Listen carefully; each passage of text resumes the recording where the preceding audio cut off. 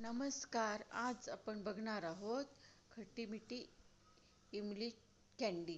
त्यासाठी आपण साहित्य बघणार आहोत. 1 वाटी चिंच घेतलेली आहे, चाट मसाला, लाल तिखट,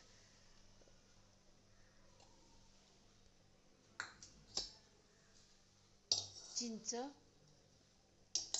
स्वच्छ करून निवडून घेतलेली आहे आणि ती आपण भिजत ठेवायची. एक 15-20 मिनिटं पाण्यामध्ये भिजत ठेवून द्यायची आहे.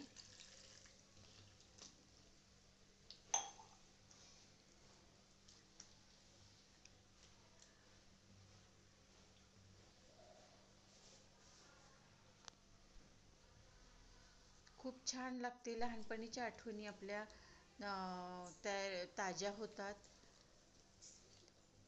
चटपटीत अशी खट्टी मिठी इमली कँडी